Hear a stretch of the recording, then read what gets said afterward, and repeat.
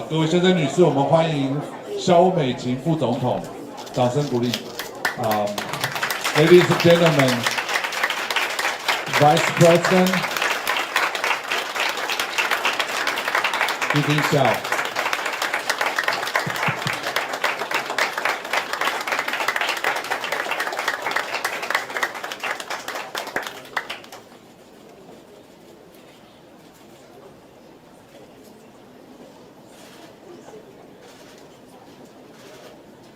Okay, so everybody be seated. So our event will start right now.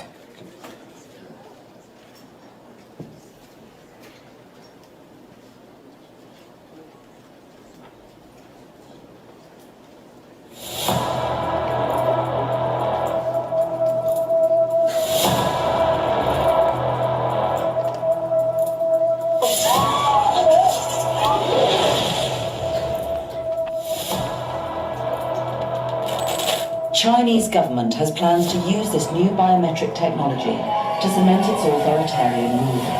But in modern warfare, the most powerful weapon lies in the smartphone app and clever editing. People's Republic of China and is accused of spreading propaganda on behalf of the Chinese government.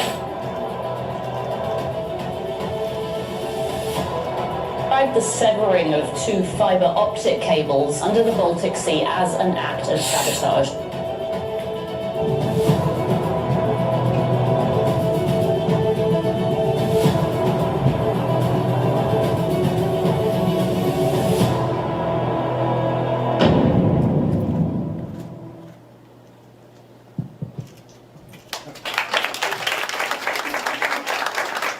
Okay.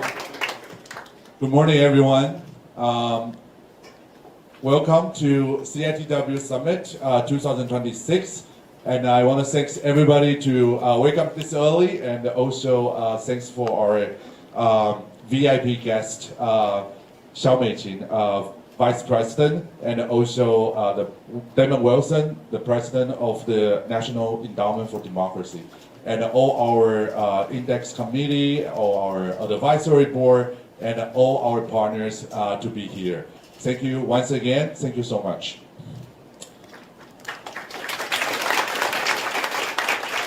My name is Mingxuan Wu. I also go by TT-Cat. I'm a CEO and a co-founder of Double Think Lab. Today, the reason we can have this event, not only for everybody who respond to our open code, organized your own sessions, some of you pay for your own travels, and all our co-hosts to manage to help to bring people to come to Taiwan. We also have a lot of co-hosts today, and I want to give a big thanks to those co-hosts. It's National Endowment for Democracy, International Republican Institute, National Democratic Institute, Center for International Private Enterprise, CIPE, and the Open Technology Fund, and the Green Host. Thank you once again. So for those of you who the first time to come to our event, I want to give a very short and brief introduction about what it is about. So we started in 2019 as Double Think Lab, Taiwan 民主实验室. But also we organized this international community in 2019. We only have 50 people in Taipei, which is a very small meeting, gathering for important stakeholders. We already have people from all over the world talking about how we raise more awareness about the Chinese influence, PRC influence, malign influence, or United Front work, and etc. And if you still remember, that's the time before COVID, right? So that was in the background in 2019, is that we are afraid that most of the people, civil society or governments around the world doesn't really understand how PRC's influence operation work around the world. Then we have COVID hit. We did 2 years online, and right after online, we went to Berlin. 2023, we have in Taipei, the same place. There was 300 people join us for 3 days. And then 2 years ago, 2024, we went to Johannesburg for our first African summit. And this time we come back to Taipei. And my team want me to emphasize that this is the biggest summit ever. We have 360 people registered, and from all over the world, 75 countries, and almost 100 speakers proposed sessions, and compose more than 60 sessions in the next 2 days. Give yourself a round of applause. This is a great initiative, and also Strive community. Not only we talk, research, but we also want to push more actions. So in total, we have more than 600 network members who participate in our events or work with us together. And also we launched the first and the only China influence ranking project in the world. It's called China Index. Now we cover more than 100 countries, and we will launch the new round of the data very soon next year, early of next year. And also work beyond the summit. During the summit, we also have small grants. We found small projects all around the world, especially in the global south, to promote more research, investigation, or to promote the index. And we have so many partners to respond to us, and I also very grateful and also very happy to see a lot of cooperation among our community members. And that being said, we start in 2020, and we have our loved advisory board founding member. That's Melissa Chen, Martin Hala, Didi Talo, Samuel Wade, and Dr. Puma Shen. So all of them started this community with us. I still remember at the beginning we have a meeting once 2 weeks, right? Every 2 weeks we have a meeting for almost a year or more until they say they had enough. It's too much. So I want to thank for their service. Please give another round of applause for them. Also join me to welcome the new CITW Advisory Board. They are Sophie Richardson, Nicholas Beckerlin, Katerina Pohakova, Sheena Chestnut Gentin, and Katie Chen. I also want to thank for them to respond to our invitation very soon and join us. And they will be our new advisory board 2026 and beyond. So today I just want to say that this is community. As we are not a anti-Chinese conference, right? So in fact, a lot of you, a lot of the best Chinese expert I know in the world, they are the one who love Chinese culture or live in the Chinese China for very, very long time. They understand the culture even better than us from people live from Taiwan, right?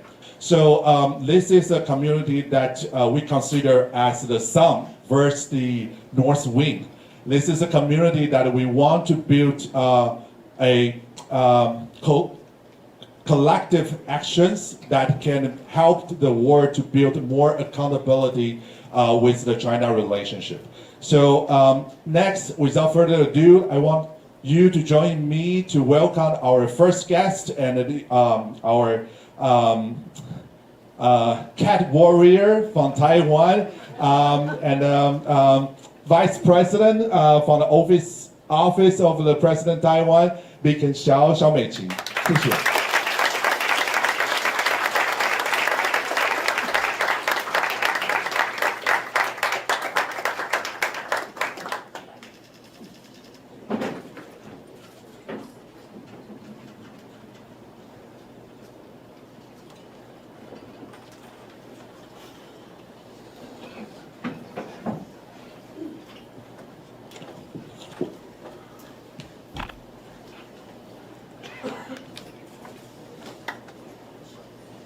Thank you, TT Cat, CEO of the Doublethink Lab. The speakers for this morning, my old friends Damon Wilson and Bonnie Glazer, members of the advisory board, distinguished friends, partners from around the world. Good morning. It's a great honor for me to join you this morning at the opening of the 2026 China and the World Summit. And on behalf of the government and people of Taiwan, I extend a very warm welcome to the scholars, practitioners, and civil society leaders who have traveled from around the world to take part in these important conversations. But first, I want to thank the Doublethink Lab for your long-time commitment, but this time for bringing this community together once again. Your work studying and responding to Chinese influence, wherever it arises, is not only timely, but also essential to our work to keep democratic societies open. And also a word of thanks to the co-hosts of today, Open Technology Fund, Green Host, Center for International Private Enterprise, the National Endowment for Democracy, International Republican Institute, and the National Democratic Institute. Did I miss anyone? And of course, everyone else who has been committed to this effort for many years. And before I begin in my prepared remarks for today, I want to share with you a few recent events that kept me awake last night. The first was the very dramatic and horrific images of Tibetan exile, Mr. Lobga Rangzan, who conducted self-immolation in front of the United Nations in New York.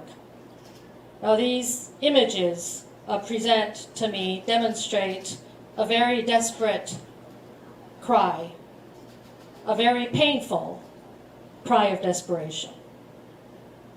But it also demonstrates the very difficult task of resisting the deprivation of basic rights in Tibet, the suppression of religious and cultural freedoms. The second event is what happened in Taiwan, Taichung, yesterday, where a Japanese-Taiwanese writer-journalist was physically assaulted following his speech at a conference yesterday. The perpetrator was arrested a couple hours later as he was planning to leave the country. This perpetrator was of Chinese origin and was in Taiwan with a Hong Kong identity.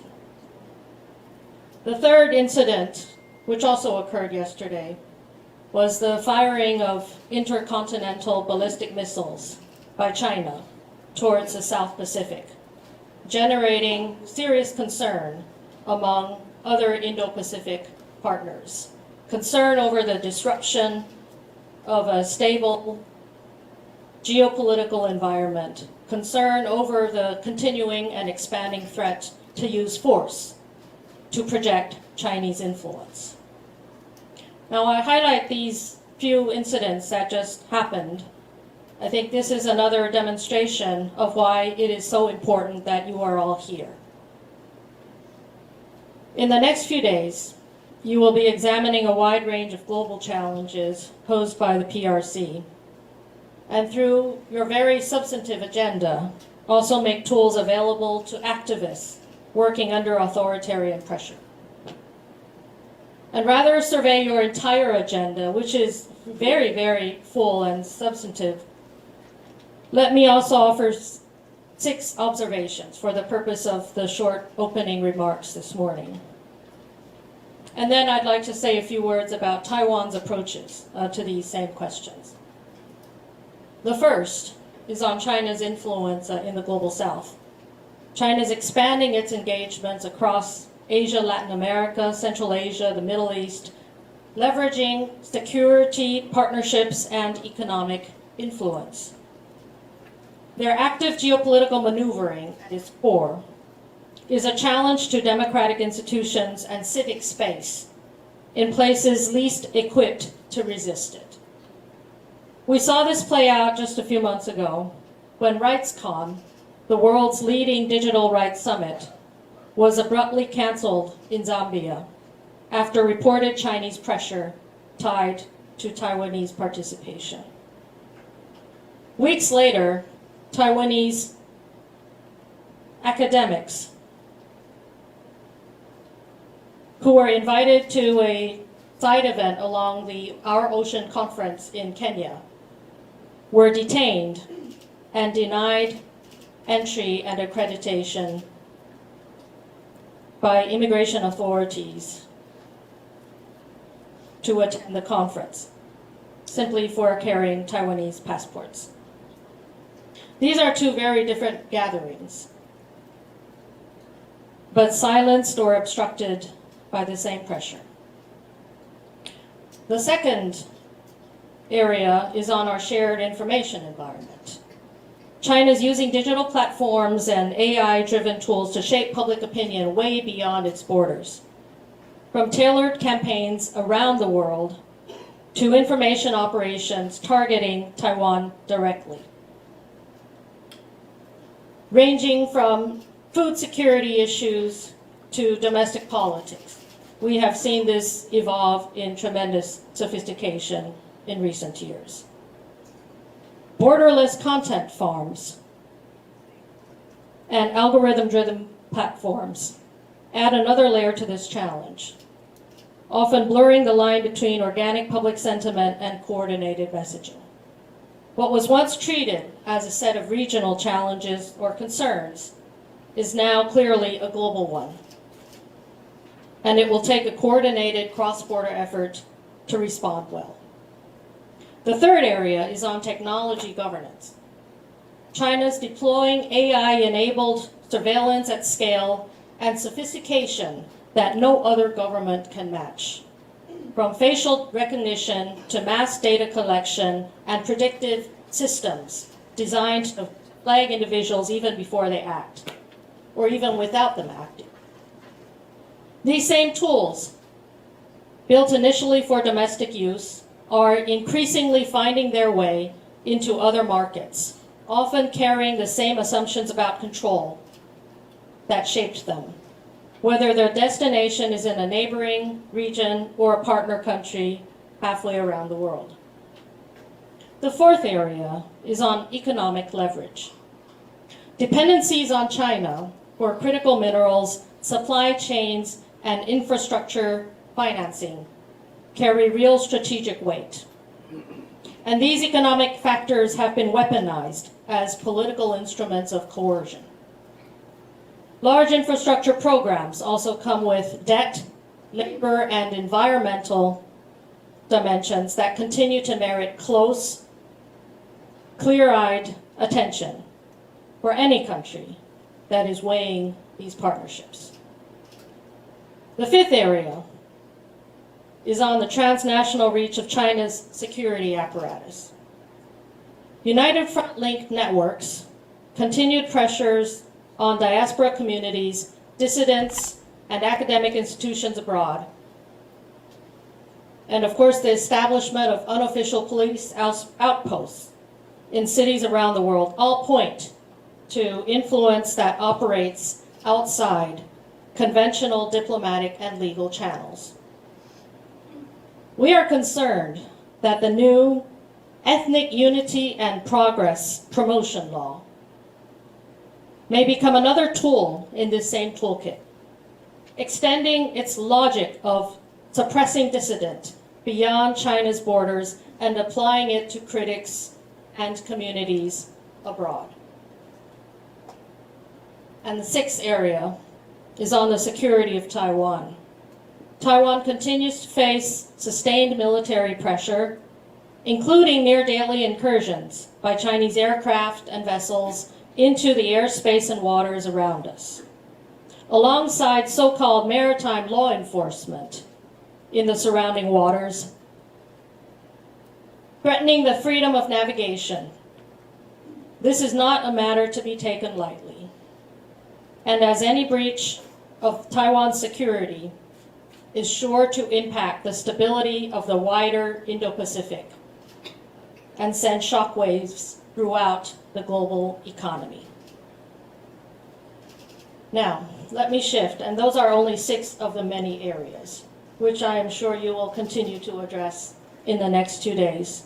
But now let me shift to Taiwan's approaches to these challenges, which is, of course, shaped by decades of experience navigating an increasingly difficult environment.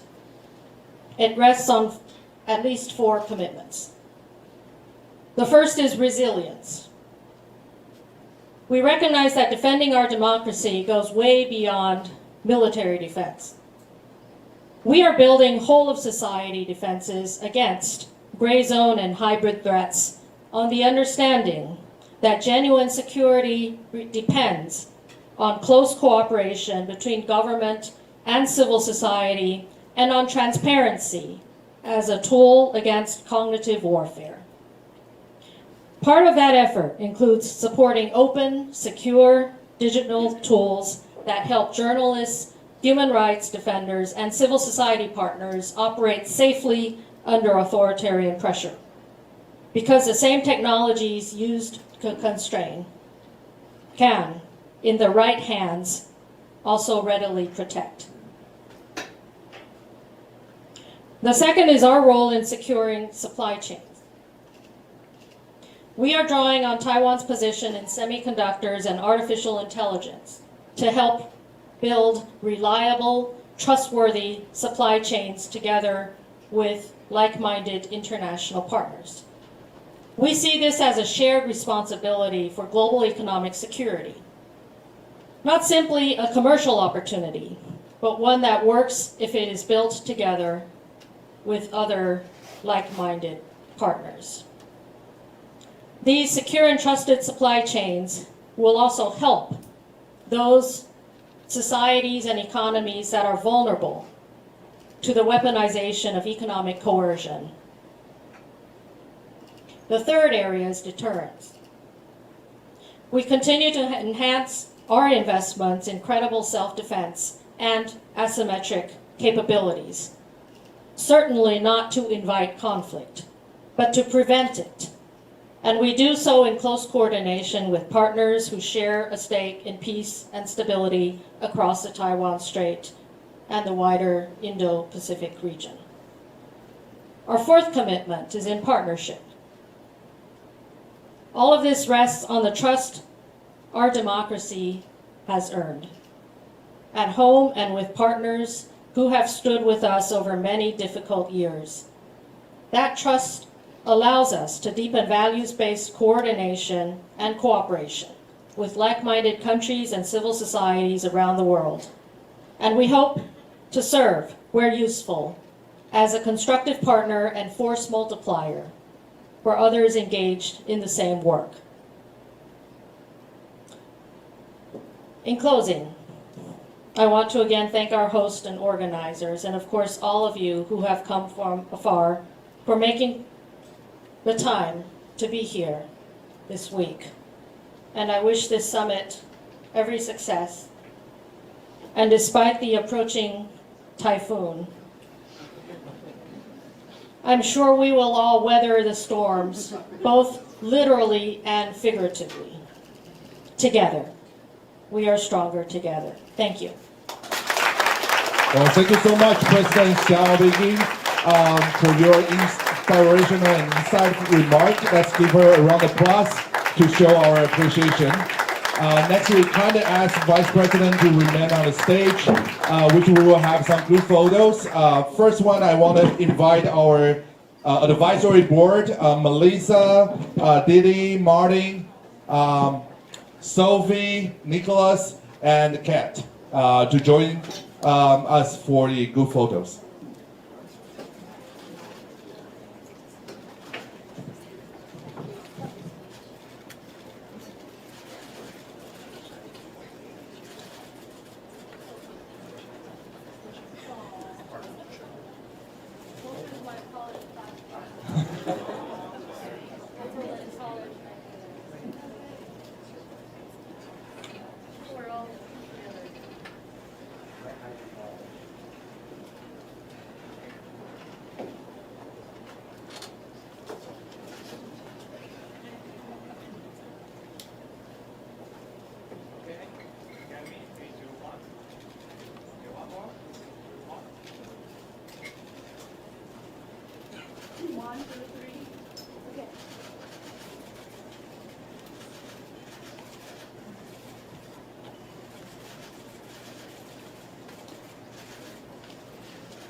Okay, so I want all the advisory board member come down from this way, and next we are inviting our index committee, which they help us to shape the China index for a very long time, which is the Bonnie Glazers, Glenn Tiffer, Charles Burden, Michael Cole, and the Golden Moyo. Golden, is Golden here? Yes. Okay, please.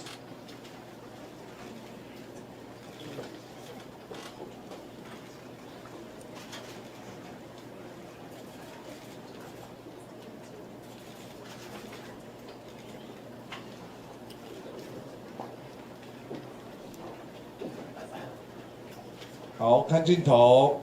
好，3、2、1。Okay, 1 more, 3, 2, 1. Okay, look at me.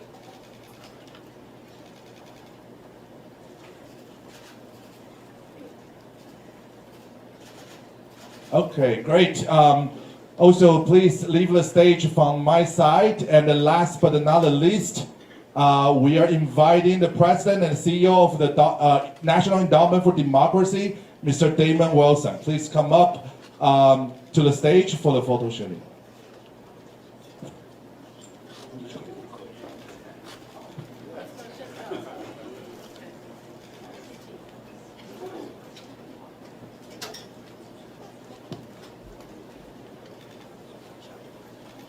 Okay, 1 more, 3, 2, 1.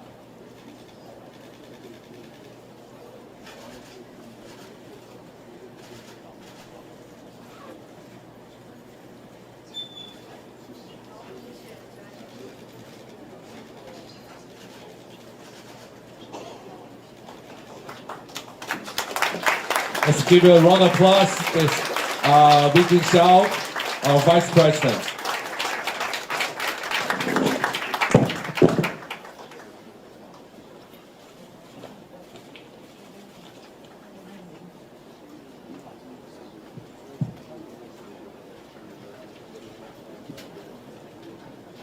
Let's give another round of applause to thank her for giving us a speech and opening our event.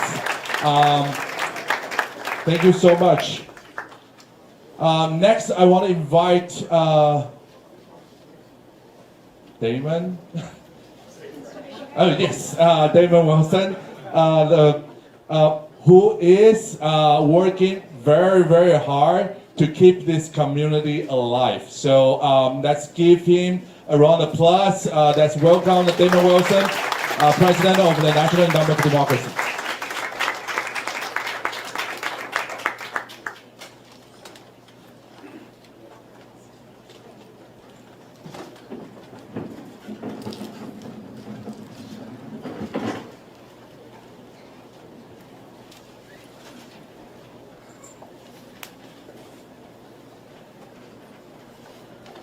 Good morning, everyone.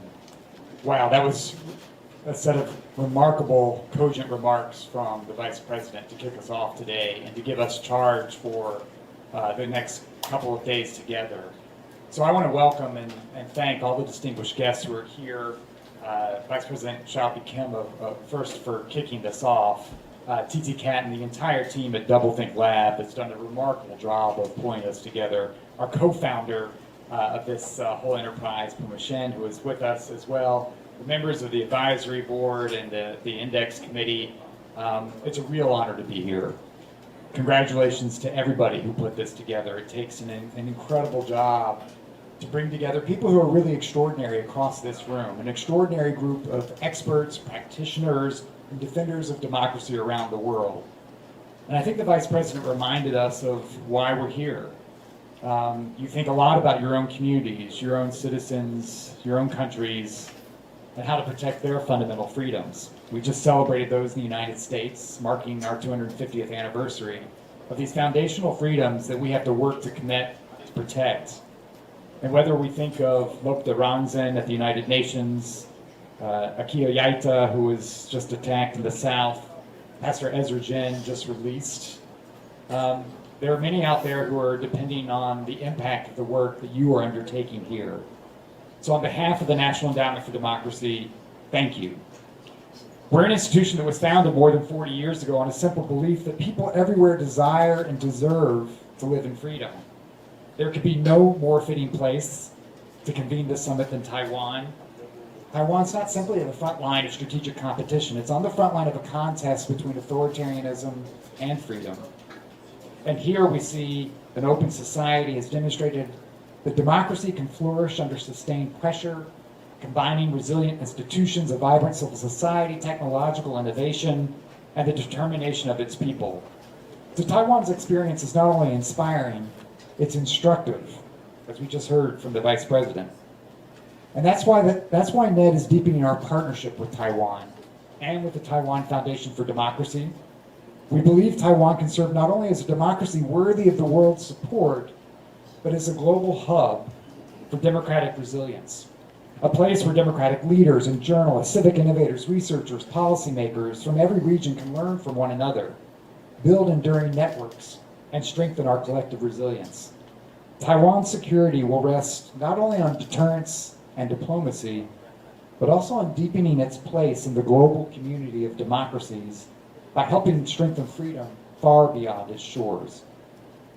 The need for that leadership has never been greater. At a moment when we are living through a period of profound uncertainty for democracy and freedom worldwide, this gathering couldn't be more timely. Freedom has declined globally for nearly 2 decades. Political rights and civil liberties continue to erode in countries around the world. And while the causes of this decline are multifaceted, there is no doubt that the malign influence of the Chinese Communist Party is a significant driver of many of these negative trends. The CCP represents a challenge unlike any other in modern history. An anti-democratic superpower deeply embedded in the global economy, international institutions, frontier technologies, and critical supply chains. It's creating new institutions and new mechanisms to project its influence while employing political, economic, technological, and informational tools to reshape the international environment in its favor. And we know that the CCP has bold ambitions. As Xi Jinping often says, changes unseen in a century are underway. Xi Jinping, Vladimir Putin, and other authoritarian leaders have openly pledged to shape those changes. But malign influence is only possible when the CCP succeeds in finding willing partners and vulnerable institutions.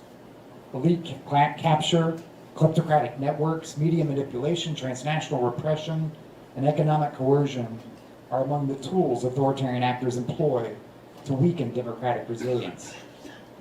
Yet I leave room for optimism because I see the people that are gathered in this room. I know your work. We see country experts from around the world, journalists, China specialists, scholars, economists, diplomats, human rights defenders, and technologists. We see people who have committed themselves to understanding these challenges and responding with seriousness, integrity, and courage. None of us can be experts in everything. But by sharing knowledge, building partnerships, and learning from one another, we strengthen the global community that is essential to defending freedom and democratic values. And if the autocrats are working together, it's only fitting that we are working together as well. The autocrats do have a weakness. They're bound by interests, not values. They're often suspicious of one another. They do not operate as an alliance as much as in alignment. And what ultimately separates them from us, it's not power, it's our values. As President Reagan in his Westminster speech, which laid out the vision for the National Endowment for Democracy, as he said, the ultimate determinant and the struggle now going on for the world will not be bombs and rockets, but a test of wills and ideas, a trial of spiritual resolve, the values we hold, the beliefs we cherish, the ideals to which we are dedicated. So just 3 days ago, we celebrated the 250th anniversary of the United States. We remember 1776 as a triumphant founding year of democracy. But by the end of that year, the American cause stood on the brink of defeat. Morale was low, desertions were common. Had George Washington and countless ordinary Americans not persisted with courage in the face of adversity, the democratic experiment might well have failed. The lessons remain relevant today. So as we gather here in Taiwan, we're reminded that democracy is never self-sustaining. The CCP's gray zone tactics are designed to weaken the resolve of the Taiwanese people. Here and elsewhere across Asia and beyond, the goal is to divide societies, undermine confidence, and persuade free people that authoritarian rule is inevitable. Yet despite that pressure, Taiwan's democracy remains strong. That is why this summit belongs in Taiwan. Taiwan is not only a front line of freedom, it is becoming a gathering place for the global democratic community. So we are here not only to learn from Taiwan's remarkable experience, but also to connect that experience with the work of democracy defenders from every region. By building stronger networks of knowledge, trust, and cooperation here in Taiwan, we strengthen democratic resilience everywhere. So over the coming days, I hope we forge new partnerships that help us better understand and respond to the CCP's influence.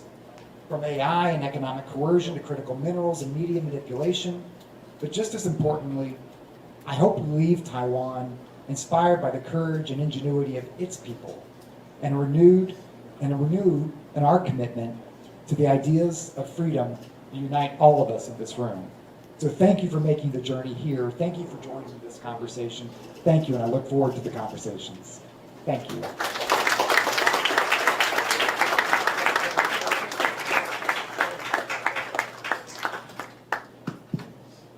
Thank you, Damon. It's now my great honor. I'm just looking for the time, and we are perfectly on time. So, which my time feel like longer than probably you. Yeah. So it's my great honor to introduce my next speaker, keynote speaker for today, Bonnie Glaser. Please give her a round of applause. She's the managing director of the Indo-Pacific program at the German Marshall Fund of the United States, and is also one of the most respected voice of Indo-Pacific security, U.S.-China relationship, and cross-strait dynamic. And she also joined us for the Index Committee since 2021. Yes. Thank you, Bonnie. Yes. Good morning, everyone. Yes. It's really a privilege to join all of you here in Taipei and to open this year's China in the World Summit. I want to thank Double Think Lab, CEO, of course, TT Cat, Vice President B. Kim Xiao for her really inspiring remarks. David Wilson, your speech was fantastic. But special thanks to all of you who worked to bring together this truly extraordinary community of researchers, journalists, civil society leaders, and government officials from around the world. The diversity of this gathering reflects an important reality. Understanding China's global influence is no longer the responsibility of China specialists alone. It has become a challenge that cuts across disciplines, sectors, and borders. Today, I'd like to make one central argument. Comprehensive resilience is essential for effective, credible deterrence. For Xi Jinping, comprehensive national power comes from integrating military, economic, technological, informational, political, and social capabilities into a single strategy. And democracies must respond by building comprehensive resilience, strengthening each of those same domains while preserving the openness that gives democracies their greatest advantage. For decades, deterrence was understood primarily in military terms. Of course, military deterrence remains indispensable, especially here in the Indo-Pacific, where peace depends on preserving a favorable military balance. But military strength alone is no longer sufficient. And the data bear this out. Double Think Lab's China Index, which of course measures China's influence in more than 100 countries, finds that Beijing's influence is weakest in the military domain. It's strongest in foreign policy, in technology, and the economy. And it also shows that PRC influence is expanding, rising in roughly 7 out of every 10 countries measured. In other words, even as Beijing continues to increase its military capabilities, China has made a strategic bet that it can achieve many of its objectives through non-military means. Deterrence, therefore, built only on military strength, protects the domain where China is, relatively speaking, less effective, while leaving other critical domains exposed. Now, to understand why, it's essential to appreciate how Beijing thinks about competition. Xi Jinping has repeatedly emphasized comprehensive national security. This is not a slogan. It's an organizing principle for how the Chinese Communist Party views competition with the outside world. The party has deliberately blurred the lines between civilian and military, domestic and international, and even peace and conflict. Competition for Beijing is no longer episodic. It is continuous, requiring persistent struggle across every domain of national power. Because Beijing has broadened the battle space, democracies must broaden deterrence as well. That's one of the founding purposes of the China in the World Summit, to strengthen democratic resilience against authoritarian influence. Too often, resilience is described in passive terms. It's referred to as the ability to recover after adversity. But resilience should be understood more actively. It's not only the capacity to absorb shocks, it's the ability to deny an adversary the political, economic, and informational effects that it seeks. Resilience changes Beijing's strategic calculus before a crisis ever occurs. It raises the costs of coercion. It makes interference harder to carry out. It reduces the effectiveness of influence operations. It lowers the returns from economic intimidation, and it strengthens public trust so that disinformation fails to divide societies. When resilience changes the expected outcome of coercion, it becomes deterrence. Military deterrence seeks to convince an adversary that aggression will fail. Societal resilience seeks to convince an adversary that coercion will fail. Both aim to shape decision-making before conflict begins. Comprehensive resilience extends well beyond civil defense or even emergency preparedness. It includes secure supply chains, trusted democratic institutions, independent media, information integrity, technological innovation, cyber resilience, social cohesion, and last but not least, strong international partnerships. Together, these strengths create societies that are harder to intimidate, harder to manipulate, and harder to divide.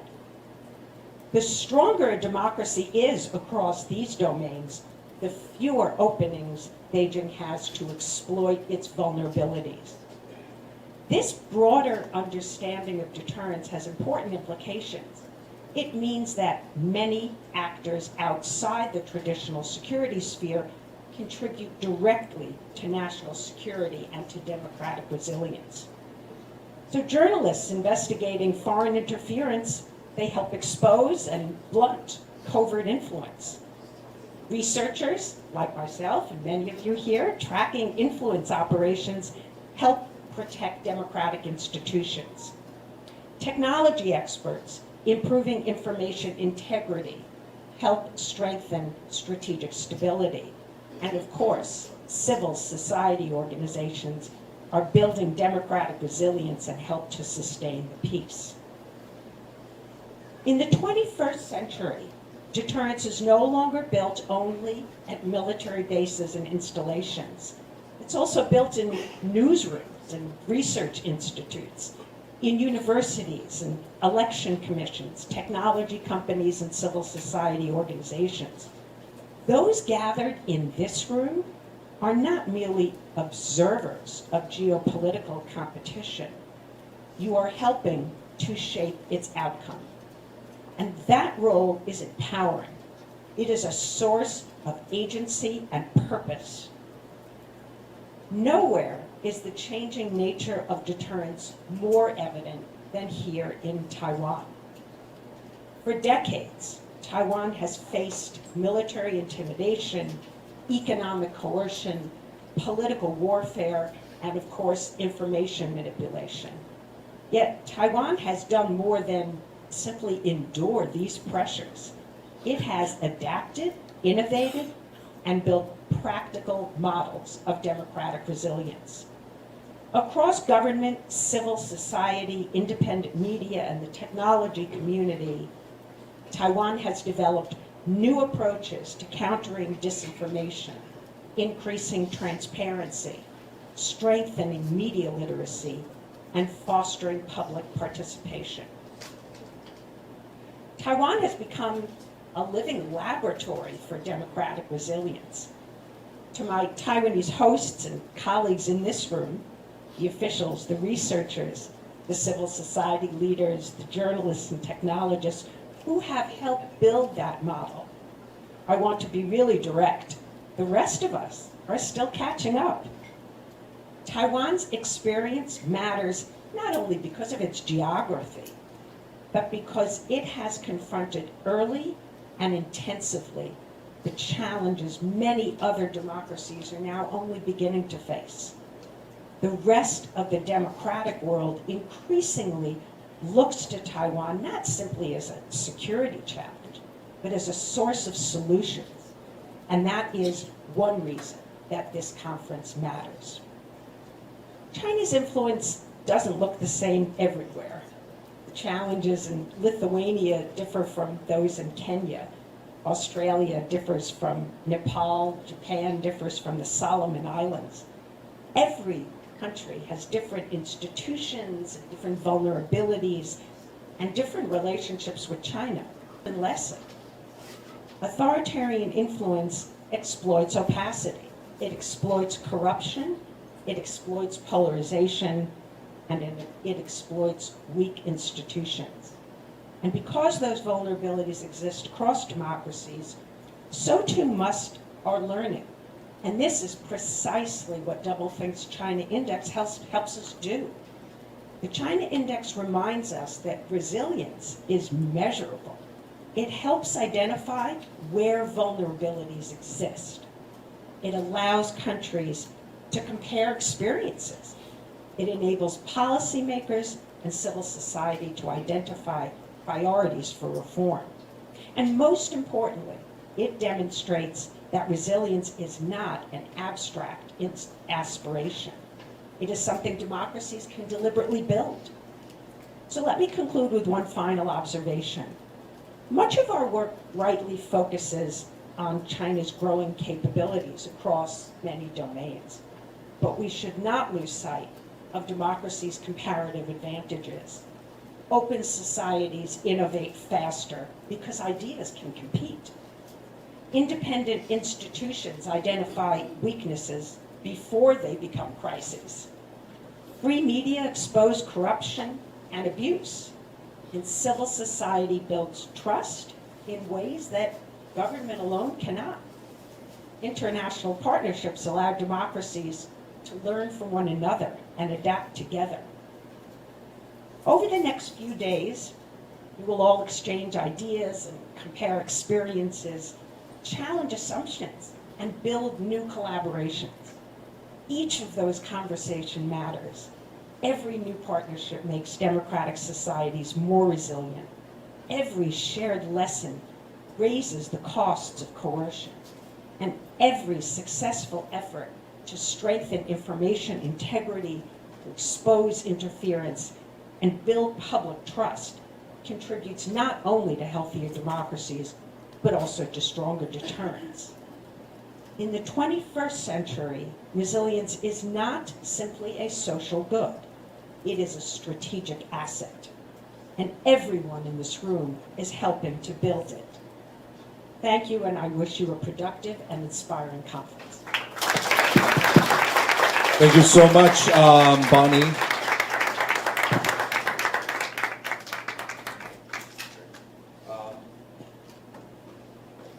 That was wonderful and insightful and also very inspiring.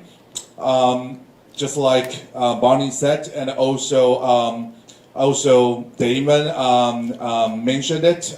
This community, I would say that this community in this room is gathering people who know the Chinese the most together, combined together, right?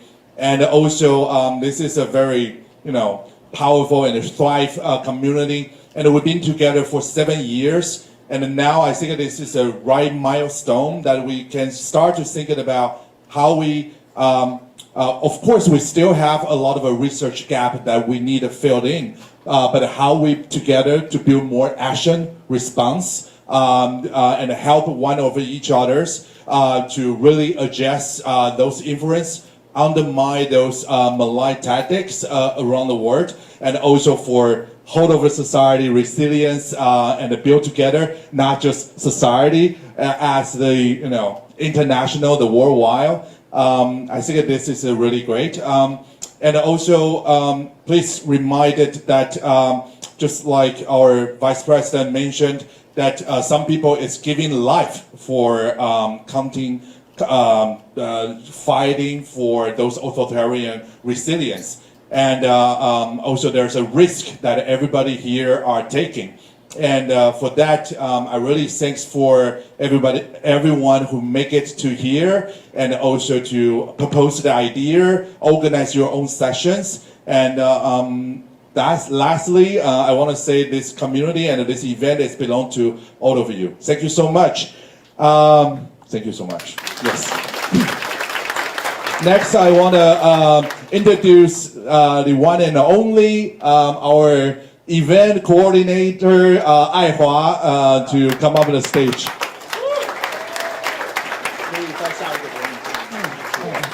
And you all know Ai Hua, and she's amazing. She did this with our team, and to bring everybody here, the visa issue, logistical issue. And thanks for Ai Hua, and she has some very important reminder for all of you. All right, so pay attention.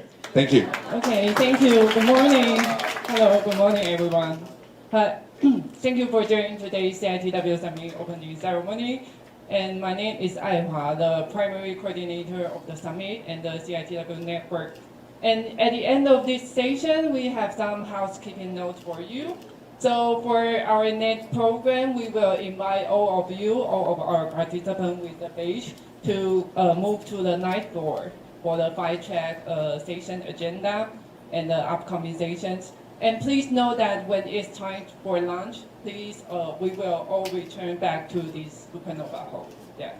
And next, please pay attention to a few important value rules regarding privacy and safety. So first, regarding photography, so only our official event photographer, he's Jia Qian, yeah, only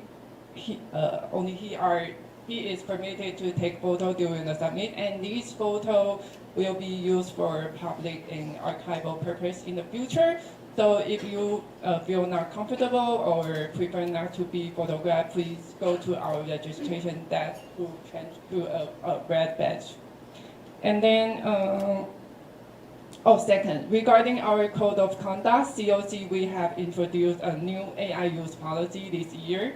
So please be reminded that all real-time AI features and microphone recording permission are strictly not allowed. Yes, please note. Inside the venue to protect everyone's privacy and data security.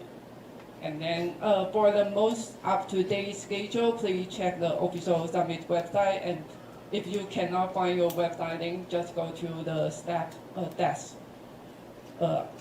at both the 7th floor and 9th floor staff desk. And We would also like to extend our special thanks to Access Now for sponsoring VPN tolls. And along with the VPNs, we are also providing a digital clinic service during the summit. If you have any digital security concern or need technical consultation, etc., please feel free to stop by the clinic whenever you have a moment. And before we move on, 2 quick reminders, so please help us by filling out the pre-event survey form if you haven't already. And secondly, for our funded participants, please remember that you have to submit your physical or digital boarding pass to the staff to process your reimbursement. And if you need any assistance throughout the event, please feel free to approach anyone or amazing staff crew with the yellow badge. Yeah. And thank you so much, and we wish you have a very productive and fruitful 2-day summit. Thank you.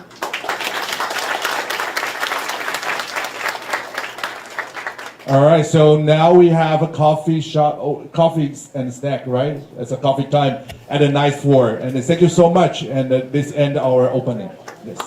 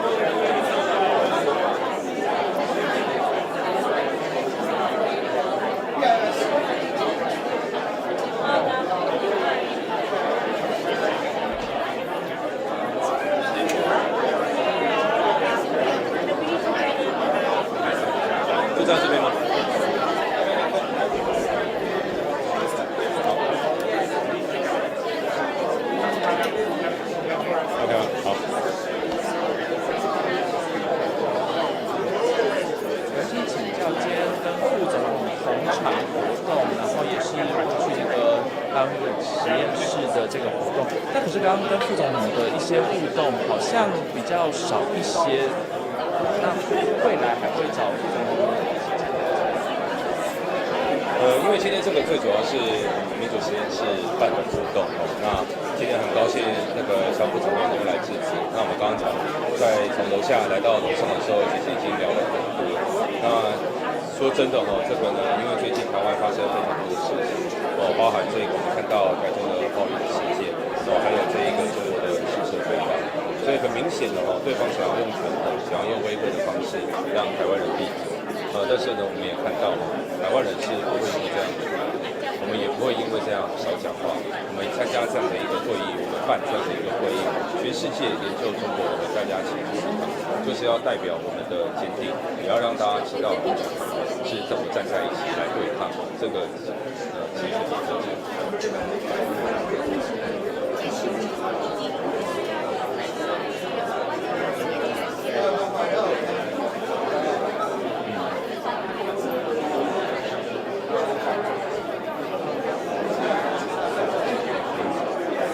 对这个呢，大家都知道，跨境镇压作为一个长期的研究主题，那大家如果现在站在这里，这个整间房间应该都是一堆被跨境镇压的人，所以呢，我们这个本身我们自己都是 case study， 像副总统之前被在捷克所发生的事情，还有我自己被通缉的事情，这其实都是在所谓的跨境镇压里面的经典案例。那石板先生昨天遇到的这件事情，我们真的是也立得起来。这样的一个，它不仅仅是一个暴力的事件，它是一个跨境的镇压，它是中国想要用拳头的方式让台湾人没有办法生存。但是呢，不管是我们这个石板先生的后续的发言，然后还是我们现在各团体大家现在站出来，都是因为我们不会因为这样而屈服。我们对于这样的一个防御战，对于这样的一些措施，我记得在上礼拜5院会的时候，我们已经提出来，我们对于在地协力者，我们应该怎么做？我们对于风险控管，国人如果附中，我们应该要怎么做？其实这些都已经有答案。那我们提出这样的请责案，然后呢，希望立法院能够通过，结果呢还是被否决掉。所以呢，当大家都站出来，当国际的人士都站出来，唯一站不出来的就是立法院，这是令人啼笑皆非。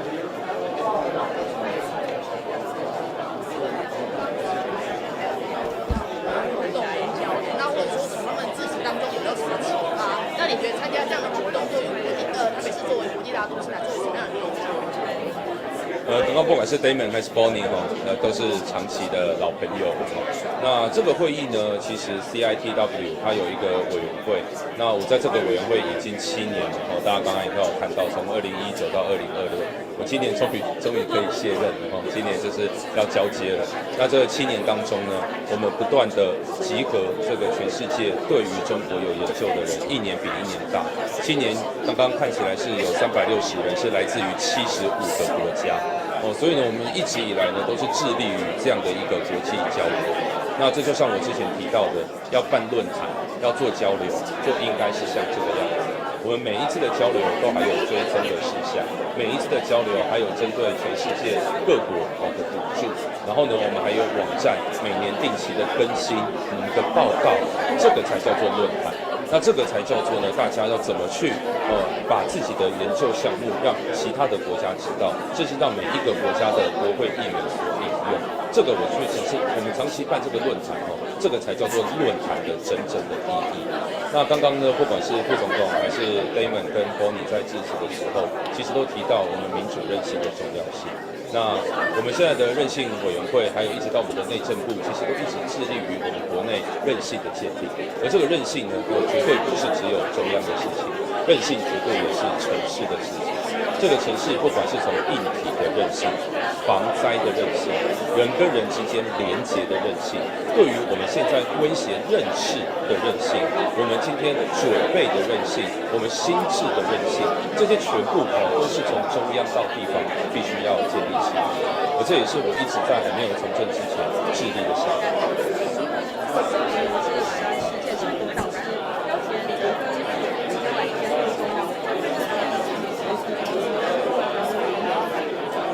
这个呢，我在应该是前天呢，就是一直在强调一件事情，就是这个没有再分什么中央地方，这个就是中央地方一定要协作。大家可以看到呢，现在公布的厂商，为什么能够知道这家厂商？第一个，中央先掌握到那些编号，但是有了编号之后呢，到地方上流到哪些商家需要地方上做调查，需要卫生局，然后再回报回来，然后再会诊，所以你没有中央，没有地方，这件事情就是没有办法继续下去。所以中央地方的协作就是如此的重要，这真的不是互相推诿责任跟这个喷政治口水的时候。就跟我们现在台风要来临，我们要防灾，我们也没有再分这些东西，我们看到哪里有问题就赶快冲过去处理，看到哪里有问题就赶快提醒跟建议，大家一起把防灾做好，大家一起把油品的这一个揭露做好，我相信让国人心安，这是最重要的事。可能希望您在选战的步调上面少谈一些两岸统一的议题。不过今天这场跟中国的议题还是很相关，当然也涉及到您本身的专业。但您觉得这样子是对选战是有加分的？因为我一直以来都认为这个中国议题两岸议题、国际议题是没有什么好避谈的。不然的话，我今天也不会站在这里，我也不会持续的办这样的一个论坛跟会议。所以呢，对我来讲，我在国防外交委员会，我当然专注在我们要跟国际同盟这件事情，我们要怎么对抗集权，中国的威胁，中国的法律战应该要怎么做？今天民主的友人，这个来自于那么多国家，我们要做哪些交流？这些都是我专注的事情，也是我的专业。但是呢，如果今天是提到市政、都市设计的专业，防灾的专业，这些专业我在讲的时候，当然就不会去讲中国。这两件事情从来都不是互斥的，要守护这个国家，跟要守护这个城市，两个是一样的事情。对于我们国际风险，我们面临到我们应该怎么做？在城市遇到风险，我们应该怎么做？国家的产业应该怎么做？城市要怎么接球？我相信这件事情都不是互斥。谢谢。讲完去看到抽水站的清理完成的时候，也是比之前积极蛮多的，相较于上次，但是也是担心内容在的。你说他去清淤的？对，他还开了整面会议，而且整面也去抽水站。我觉得真的都乐见其成就是我讲的，不管是中央地方的协作不管今天是这个地方去清淤，这个防灾没有再分蓝绿的防灾没有再喷政治口水的，所以看到今天有去这个昨天开始前天开始不管是作证啊、清淤的这些事情都已经在进行我个人是感到非常的至少是乐见其成我觉得唯一受伤的应该只有三苏了。谢谢，不好意思，然后可能会跟郑丽文同场，跟您早上登上媒体同场这样的阵容是比较传统。谁跟郑丽文？蒋万可能下午会跟郑丽文有同场活动的机会。这个他要跟谁同场是他的选择。对，谢谢。我原还有其他，因为他们要好，他们这边要对，不好意思。